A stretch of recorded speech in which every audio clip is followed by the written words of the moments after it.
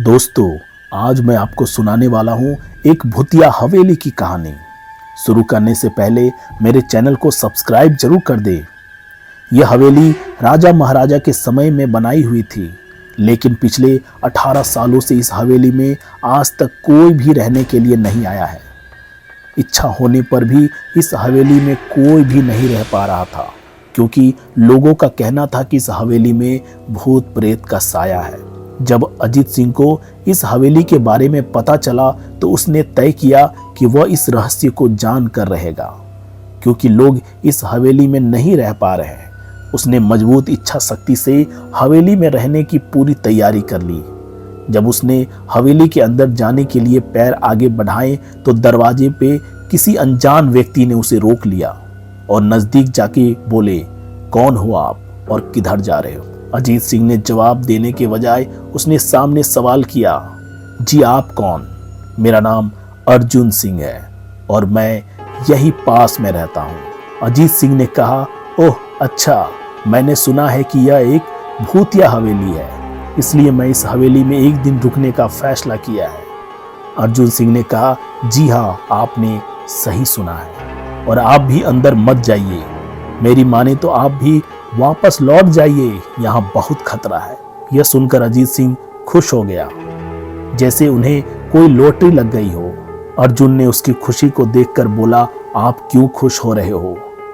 आपको तो भूत का नाम सुनकर डर लगना चाहिए। शायद आपको पता नहीं होगा कि मैं भूत प्रेत में काफी दिलचस्पी रखता हूँ। अगर इस हवेली में भूत है तो मैं अंदर जरूर जाऊंगा और सारी सच्चाई का पता लगाऊंगा। इतना कहकर अजीत सिंह उस हवेली में चले गए।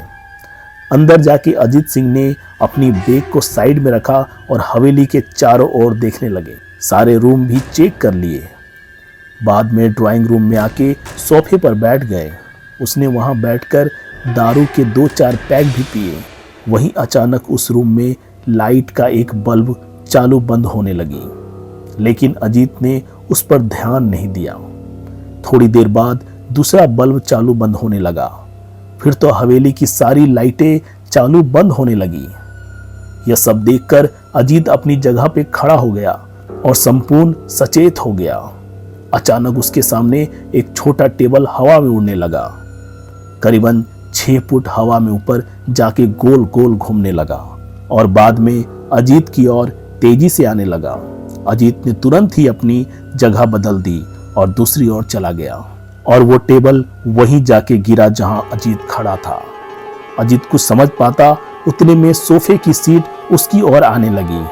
वो जल्द खड़ा हो गया और छलांगा लगा के दूसरी ओर कूद गया, जिसके कारण सोफा दीवार को टकराया और अजीत बच गया। अचानक सब कुछ शांत हो गया। अजीत ने चारों ओर सतर्कता से देखा और बड़ी आवाज में बोला, तुम जो भी हो सामने आकर बात करो। वहीं एक बड़ी परछाई उसके सामने आई। अजीत ने उस परछाई को देखकर बोला, कौन हो तुम और क्या तुम मुझे मारना चाहते हो? परछाई, तुम्हारी भूल के कारण। अजीत, मेरी भूल? मैंने कौन सी भूल की है? परछाई, इस हवेली में आने की भूल। मैं किसी को भी इस हवेली में खुश नहीं देख सकता। अजीत, लेकिन क्यों? वो परछाई ने जवाब दिया, आज से 18 साल पहले इस हवेली के मालिक ने मुझे यहाँ पे ही मार डाला था। मेरी कोई गलती भी नहीं थी। इस कारण की वजह से मेरी आत्मा इस हवेली में भटकती रहती है। मैं किसी को भी इस हवेली में नहीं रहने दूंगा, क्योंकि इस हवेली में मेरा खून हुआ था। इस हवेली में जो भी रहने के लिए आएगा उसकी मौत होगी। अजीत ने कहा, मैं तुम्हें अपनी असली रूप में देखना चाहता हूँ। परछाई ने कहा, तुम्हें मारने से पहले मैं तुम्हारी यह इच्छा अवश्य पूरा करूंगा। और उस परछाई ने एक भयानक दरमियाना रूप ले लिया। उसका चेहरा इतना भयानक था कि अजीत भी एक क्षण के लिए डर गया, लेकिन दूसरे ही क्षण में उसने अपने आप पर काबू पा लिया। बाद में इसने अपनी जेब में से एक सफेद पाउडर निकाला और उस भूत पर फेंक दिया। भूत के पाउडर पड़ते ही वो जलने लगा। बड़ी बड़ी ज्वालाएं उठने लगी। वह बहुत जोर जोर से चिल्लाने लगा और बाद में पूरी तरह से जल गया। उसके बाद अजीत ने चैन से सांस लिया और वहीं पर सो गया। दूसरे दिन सुबह जब अजीत को सही सलामत हवेली से बाहर आते देख अर्जुन को आश्चर्य हुआ। अर्जुन ने अजीत से पूछा, तुम कैसे जिंदा हो? जब अजीत ने अर्जुन को कल रात के घटी घटना को पूरी तरह से बताया और बोला, अब यह हवेली भूतिया हवेली नहीं रही।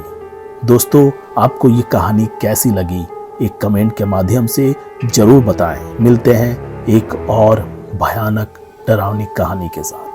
धन्यवाद।